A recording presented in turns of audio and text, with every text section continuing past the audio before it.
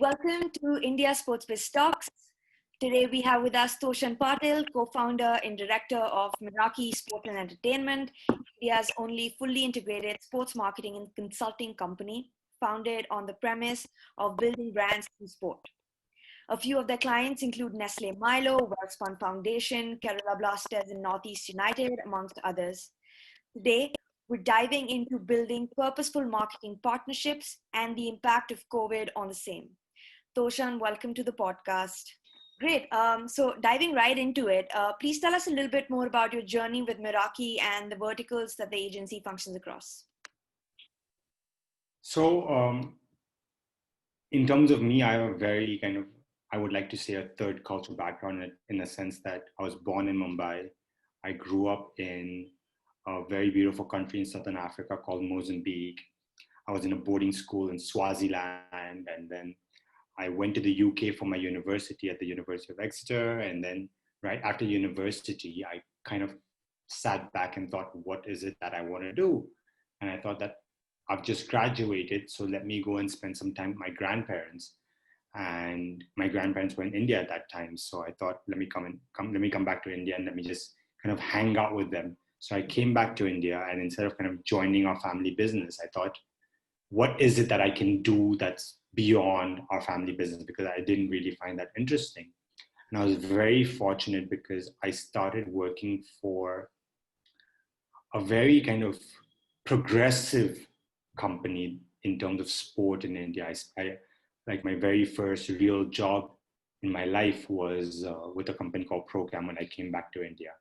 And they, in terms of sport and India, what they've done is truly revolutionary, but that's where I got my job. That's where I got my kind of entry into sport. And I was even more lucky at Procam because I happened to meet two individuals, and I met Ajit and Namrata, who are my partners today at Meraki. Ajit was the vice president at Procam, and he used to oversee all operations.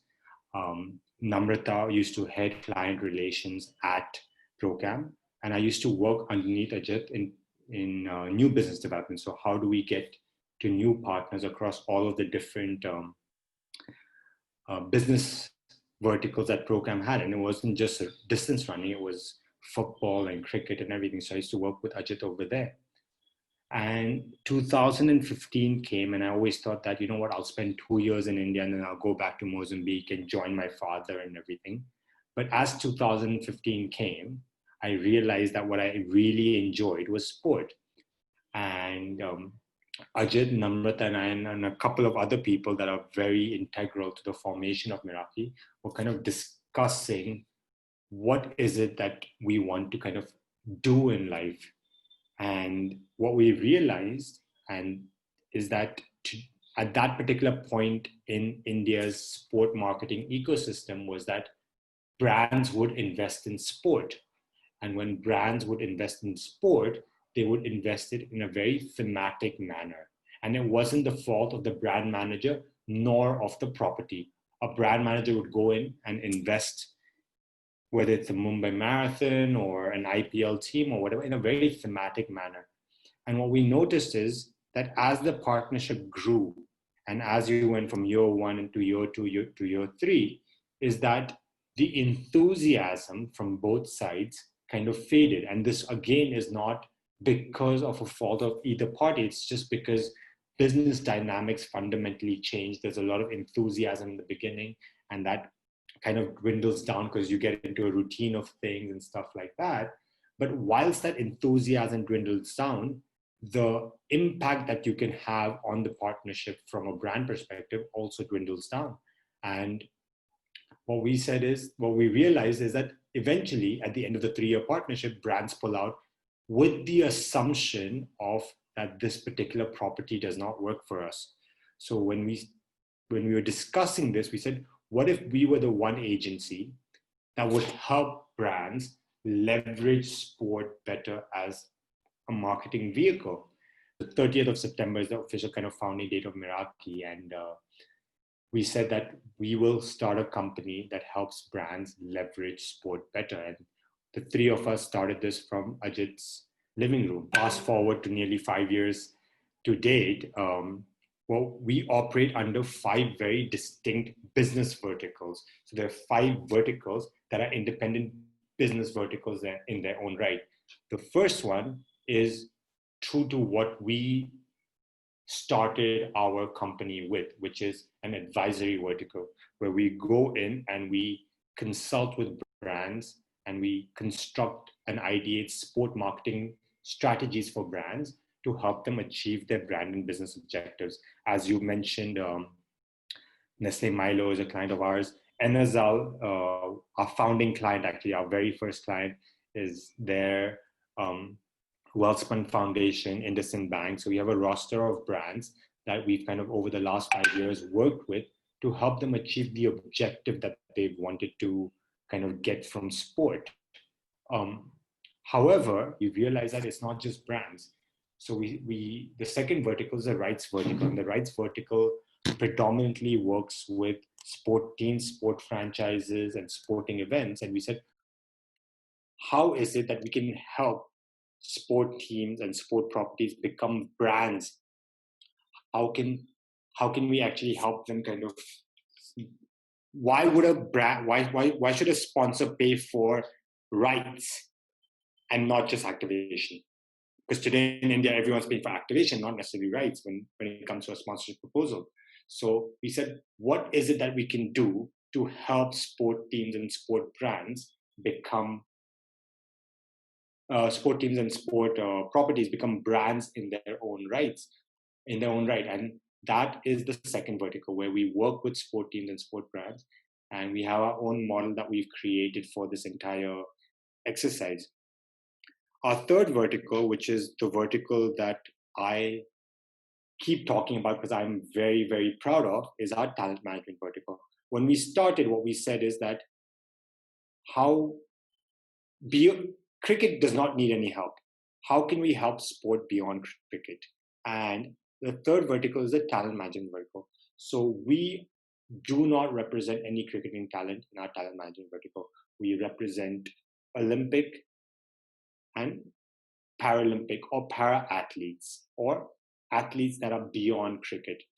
The reason for this is because when we started Meraki, we realized that there was a change and a shift in how brand endorsements were working. It was no longer about, here are 2 days of the athlete's time and image rights. We realized that what brands were really kind of treasuring were powerful stories. So we said that if brands are treasuring powerful stories, where can we kind of find these powerful stories? And then we went and kind of got our roster of athletes that are able-bodied athletes. And at the same time, and this is the one thing I'm incredibly proud about, the fact that we've done, is that we're the first company in India to commercially represent para-athletes. Because before that, it was all about charity, and it was all about, oh, how much can I donate? So we said, no, how can we create a value proposition for brands so that it makes commercial sense for brands?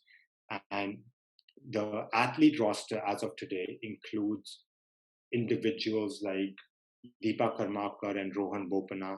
Rohan, who we work very, very closely with, and who I'm personally very grateful for, because he joined us, and our pitch to him was in Ajit's living room. So can you imagine someone who is the number one doubles player in India coming to a living room of people and kind of listening to our pitch, to kind of becoming a very important individual in our lives?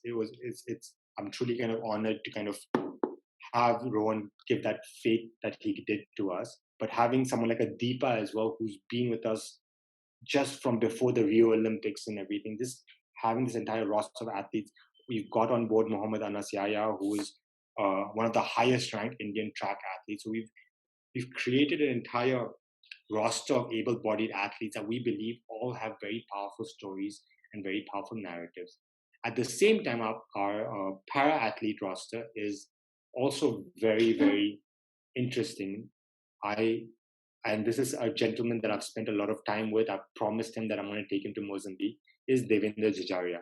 Devendra Jajaria in 2004 went and won the Paralympic gold medal in javelin in his particular category and set a world record.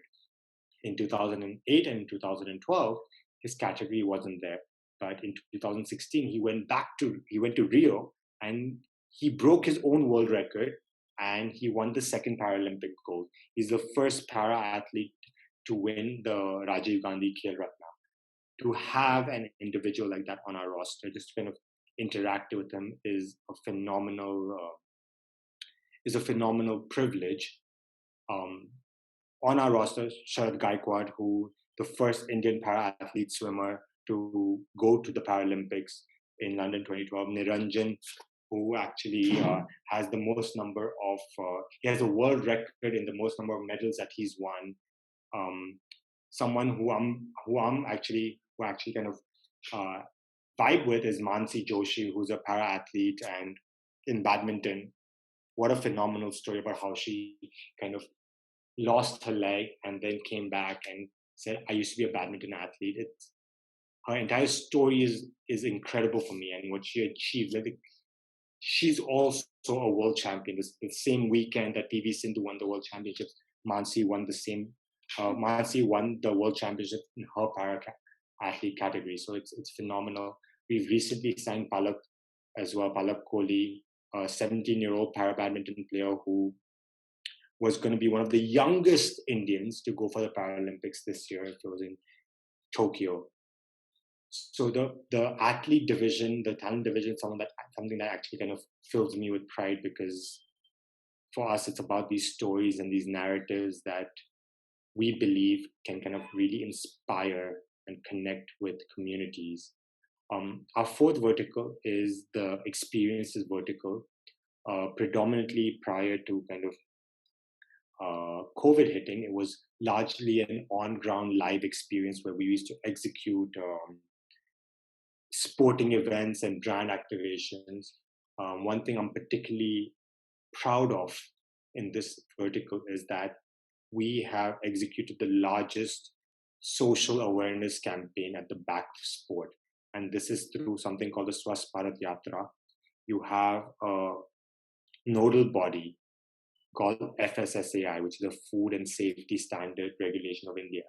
And they wanted to spread the message of Eat Right India. And Eat Right India comprised of many different factors. And when we were discussing with them, they said, how can I spread this message to all of India? So it was an entire 6-month campaign that we ran, where we had 5 different routes from the north, east, to the south, to the west, where we had over 10,000 cyclists cycling for 25 kilometers and passing on a baton. And they stopped at every single village, panchayat, city, town, you name it. And at every single town, there was an activation that was conducted speaking about eating right, which is about eating healthy, eating hygienic, eating fortified. So there was an entire kind of thing. But the fact that we reached over 600 districts and panchayats and villages, and for it to become the largest social awareness campaign at the back of a sporting activity, is something that I'm truly kind of grateful to be a part of. And our final vertical, Ananya, is our own IP vertical. Our own IP vertical is our properties that we want to kind of promote. And given the fact that Ajit, Namit, and I all came from the pro-cam background, and we saw and we were part of the growth of the distance running revolution in India, what we said is that we're noticing a similar consumer mindset change when it comes to cycling. Why is there nothing in cycling as of today? So we spent about 18 months analyzing everything that's happened in cycling in India over the last, since there was the first ever cycling event. We tried to identify why it has not worked and why it has worked.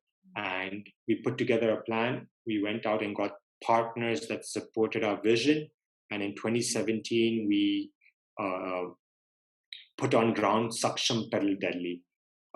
At that point, it was the largest mass participative cyclothon in India till date. We had 5,000 participants. It was supported by the Ministry of Petroleum and Natural Gas through their nodal body, PCRA, which is the Petroleum Conservation Research Association of India. And they want to talk about fuel conservation. So cycling is a great vehicle, pun intended, to talk about fuel conservation. And 5,000 people, Jawaharlal Nehru Stadium. We held the national we had the national championships there because CFI is not just a partner of Meraki, but was a partner to the event as well, and it was great. In 2018, we went back and we had 6,000 people that came and participated. So what happened in 2019 is we said that because it's the October and November time, and because that's the time in Delhi where the smog nearly kind of starts settling in, it might be a big risk. So let's push it towards the first quarter of 2020, and then there's 2020 that's hit. So Patil is something that's actually a very close initiative to us, and we're just kind of trying now figuring out how do we take it forward. So, but Patil is the main IP kind of we're focusing on. We have another cycling IP, which is the Northwest Challenge, which is the world's highest MTB marathon that happens in Ladakh. So we're figuring out how we can kind of build that as well. And in terms of IPs, which are not sporting events, we've created a branding model called Axia, which is for both athletes and for sport teams that we help kind of define brands for these guys. Interesting. Thank you so much for taking us through that. That's definitely great to know how vast and deep Meraki's pockets are. I would love to understand Meraki as a sports agency that's established itself with multiple brands and clients. So without revealing, your secret sauce, can you still tell us how you define a successful sports agency in India, and what is it that brands and partners are really looking for? So here is where I'll give us disclaimer. The disclaimer being the fact that I don't want to define the term what is a successful sports agency. That's a very subjective term depending on who you kind of speak to. The one thing that I will tell you is that there are fundamental beliefs that we had when we started that we stayed true to. These fundamental beliefs are sports, sponsorship, and society, because what we believed is that we want to, in whatever we do, add value to the sport, ensure that the ROI from the sponsorship is there, and have a tangible impact on society. And whilst that might be our founding principle, there are a host of beliefs that we have that we've not necessarily wavered through, because brand is not about speak, brand is about behavior. And that is the fundamental belief with which we've approached everything with whoever we have consulted with. So if I take a brand for an example, our founding client, as I told you, Enazal. Enazal is, for the lack of a better comparison, India's version of Gatorade. Enazal is the sister brand of a very popular brand in India called Electrol. It was actually a formulation of Electrol prior to the WHO changing the regulations of what an ORS should be. And Enazal is fundamentally a hydration beverage, which works phenomenally well for individuals that are pursuing sport or exercise. And they were our founding clients in terms of the first client that we had. And even with them, we said that, listen, we have to sit back and understand what is it that we have to fundamentally accomplish. Yeah. And what stood out to us is that one of the promoters of the company, FDC is a large pharmaceutical company, one of the biggest in India, and promoters who's very involved in the brand, Ame. He said, Toshan, I fundamentally believe that a healthier India is a stronger India. That is the belief that we have as FDC as well, that a healthier India is a strong India. And as Enazal, I believe that sport and health and wellness is the best way to get to a healthier India. And I'll give you actually a very powerful example. I remember in 2016, we were presented with the opportunity of tennis, and we said that we have to invest in tennis. And at that point, I had two proposals on my table, one from the IPTL and one from the Chennai Open. And if you go back to 2016, you'll realize the noise that IPTL was there. And we actually kind of looked at the two proposals and we realized there isn't really a large monetary difference in the partnership proposals that are there. So should we go for the IPTL because everyone's saying that Federer is going to come and Nadal's going to come and all of these guys are going to come? And we're like, or should we look at it from a value-based system? And we went back and we said that, you know what is our fundamental belief? We believe that we want to impact the sporting fabric of India. An ATP 250 tour will impact the sporting fabric of Indian tennis far more than an exhibition tournament, in our opinion. It might not have been a case, but at that particular point, that's what we fundamentally believe. So the decision that we made at that point was to partner with the Chennai Open as opposed to the IPTL, even though the IPTL had Federer coming down, Nadal coming down, all of these superstars coming out. We said that, no, we don't want to partner with the IPTL. We'd rather partner with that. Fast forward to 2020. IPTL does not exist.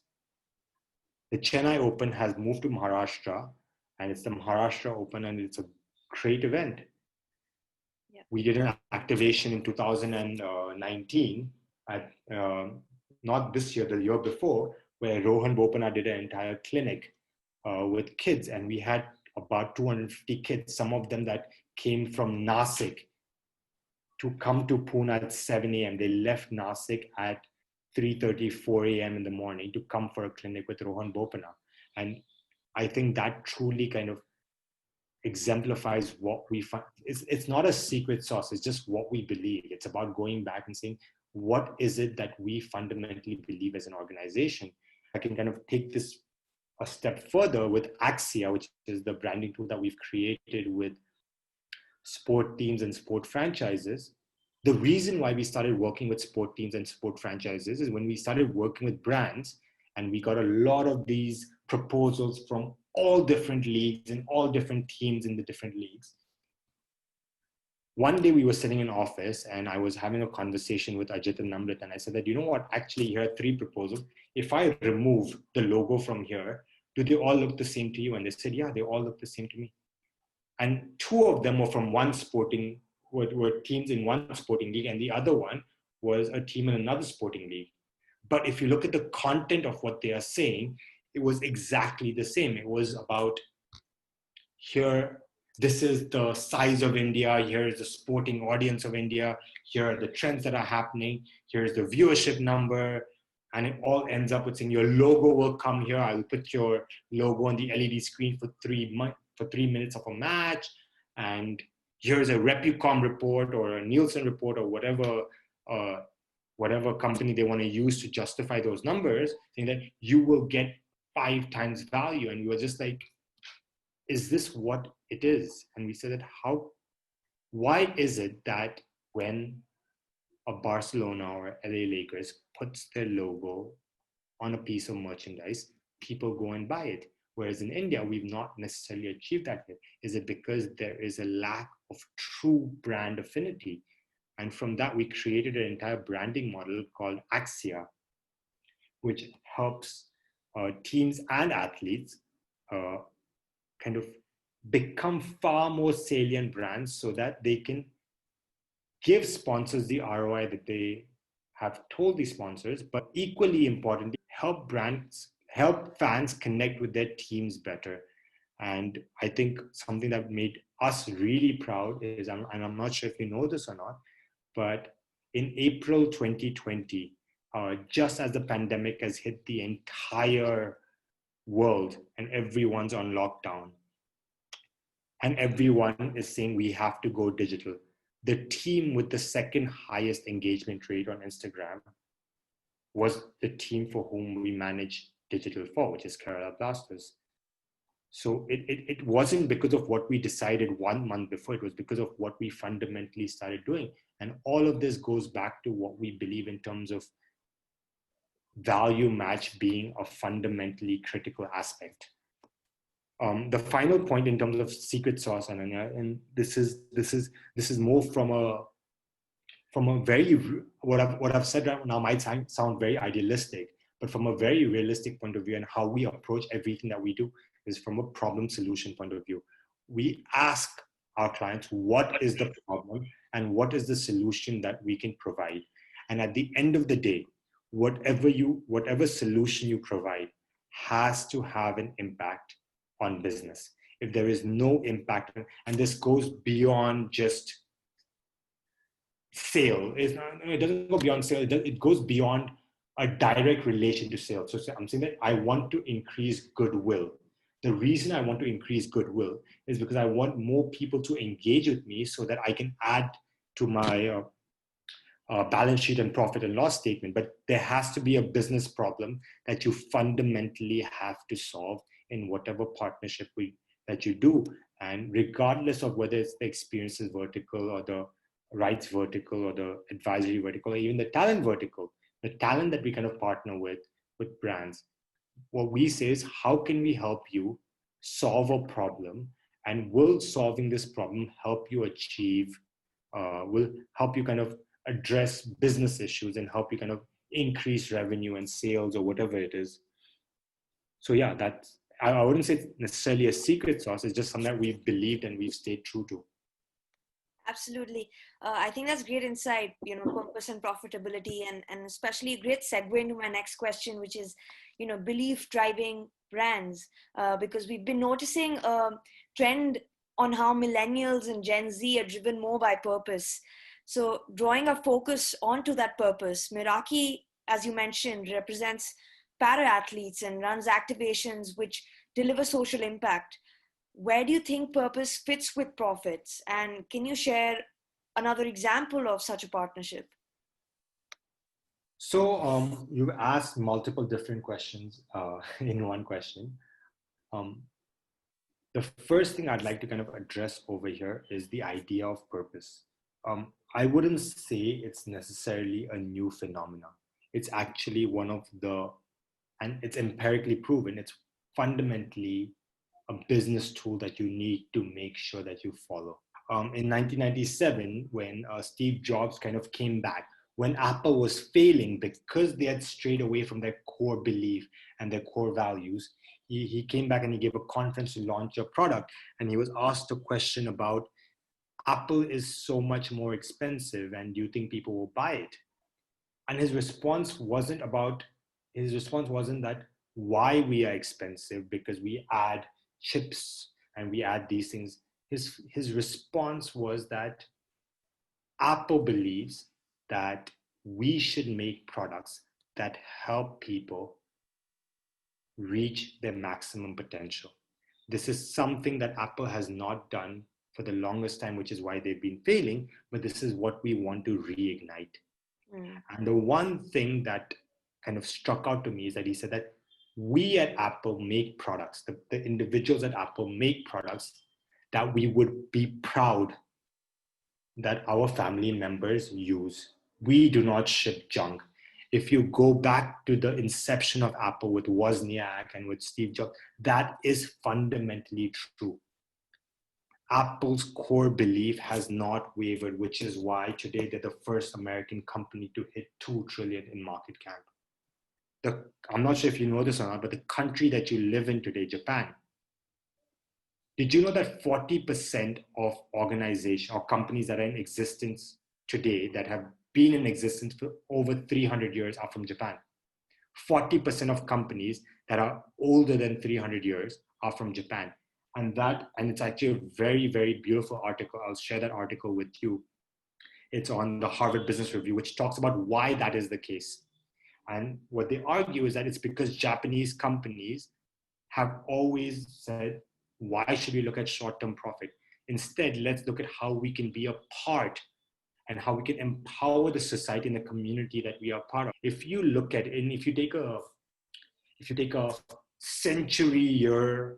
centuries to understand what brands are surviving, you will realize that the idea of purpose is nothing new. It's always been there. Companies that have thrived have always thrived because they have been very vocal and very, in their behavior, being always there to serve a particular purpose. The reason why all of us are seeing millennials, and yes, I wouldn't like to say that we are more woke in a sense, but we have the ability to communicate with each other, which our parents might not have had before, thereby actually increasing the transparency with which these brands operate with.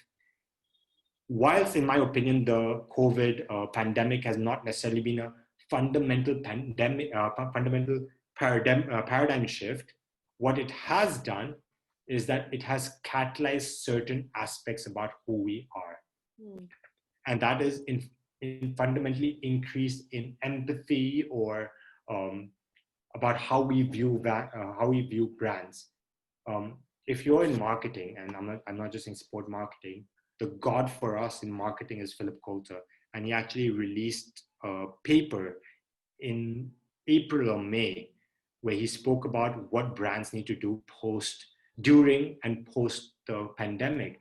And that one sentence actually kind of sticks out to me, which is that he said that we will want brands who will spell out their greater purpose and how they're serving the common good.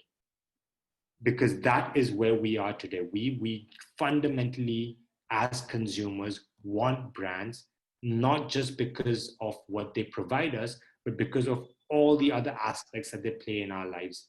You ask me, how does this impact profits? The biggest example that I know, which is actually not from today, but a couple of years ago, but is very relevant today, is Nike. When Nike put out the ad with Colin Kaepernick, the NFL was against Nike at that point, right? It was Colin Kaepernick was a free agent. They didn't need to do that. They put out that ad, and the impact of that ad was $6 billion for Nike in terms of market share. Not market share, in terms of market value. You fast forward that to 2020, the Washington Redskins are changing their name. You fast forward that to 2020, the NFL has gone out and said Black Lives Matter. This actually started because of a conflict of the NFL and Colin Kaepernick. Yep. Nike doubled down on their purpose. Nike has always done this. This is not the first time that Nike has said that Nike has done this in 1994, 95 with a marathon runner that was HIV positive. Nike has done this with para athletes. They were one of the first to do it. They've always done this. This is what Nike is, but it goes back to what the purpose of Nike is. Yeah.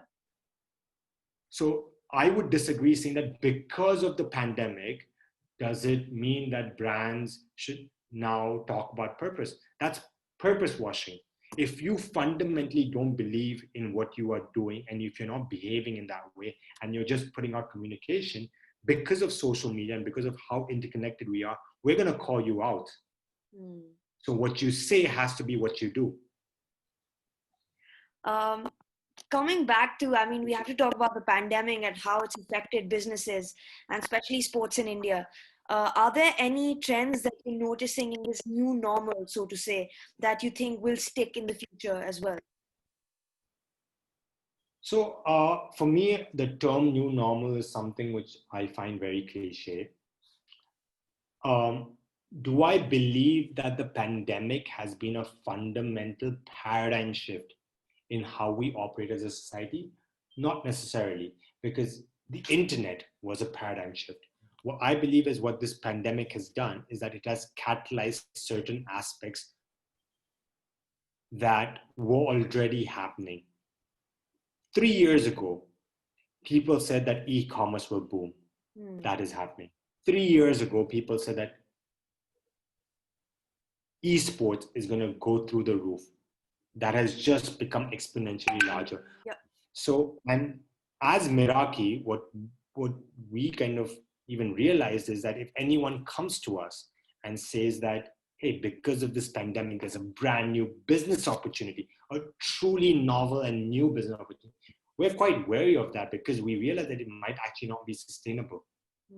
Because from whatever we've seen, there is nothing as empathy and purpose-driven consumption has always been there. The fact that millennials are looking at authenticity has been a shift since social media has been there. It's just that it's just been amplified right now because of the pandemic. So when you say the new normal, I'm slightly confused because I'm trying to figure out what is a new metric that I can base brand objectives on.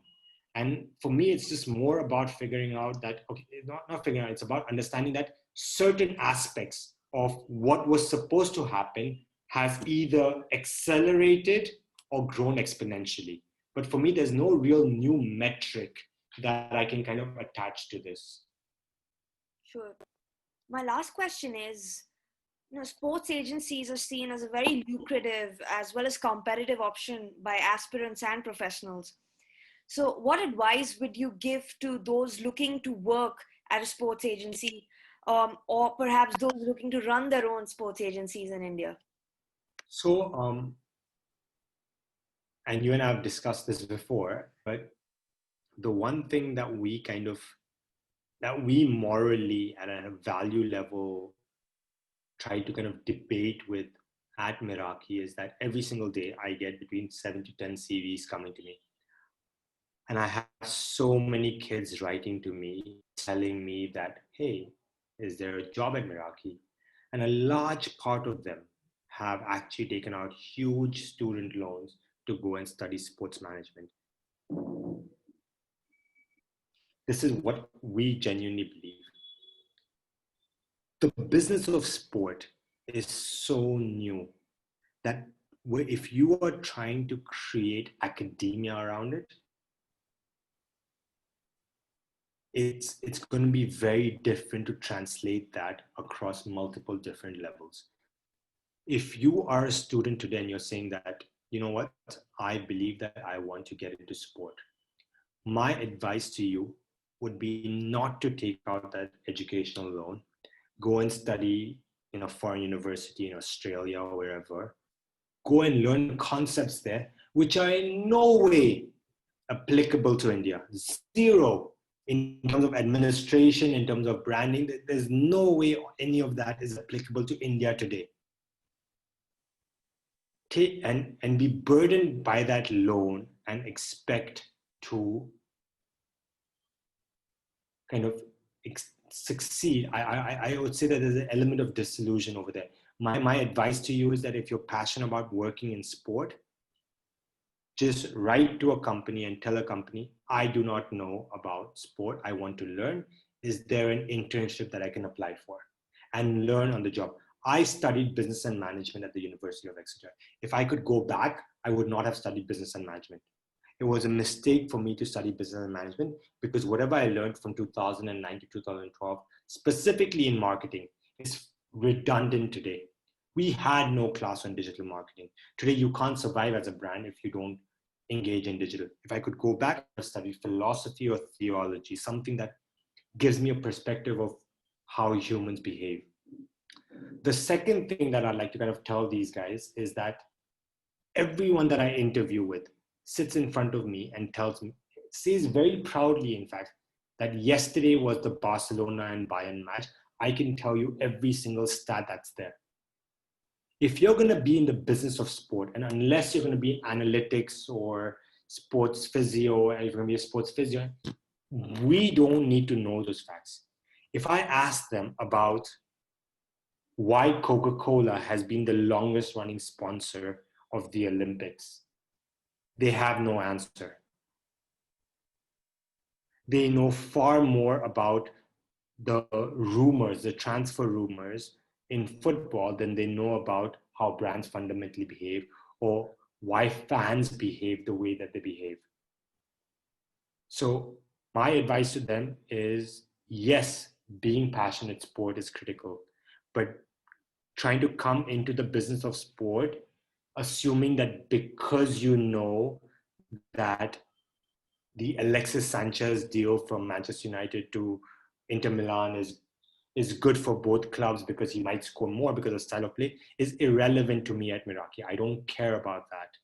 What I care about is why a brand would invest in a particular property. And for you to know that, you need to understand how brands fundamentally work. And here is a space where I believe individuals who are passionate about sport and want to get into sport have not really thought about. What we need in India today are very smart marketeers when it comes to sport.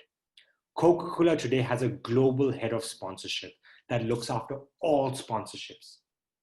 why am I, as a aspiring individual who wants to get into the sports industry, saying that I want to work for a team or a sports marketing company? Why am I not saying that, hey, I want to work for P&G, and I want to tell P&G that you are the global partner of the Olympics. I want to work in your marketing team to help you activate that sponsorship. There aren't enough kids saying that I want to go on this side of the fence and become sport marketeers on this side of the fence. And this is specifically in India because you have these roles globally. That's very interesting perspective, and hopefully that clarifies, the doubts that people or aspiring students, at least aspiring sports marketing managers or business professionals may have. So thank you for sharing that. Thank you so much, Anand. Thank you so much for having me. Thank you everybody for tuning in. Please don't be afraid to reach out and let me know what else and who else you want to listen to next. Also, if you did enjoy this interview, please don't forget to subscribe and rate the podcast India Sportsbiz Talks on your desired podcasting platform. To end the podcast, I'd like to leave you with a quote by founder of Nike, Mr. Phil Knight. Dream audaciously, have the courage to fail forward, act with urgency. Thank you, and until next time, keep the Josh high.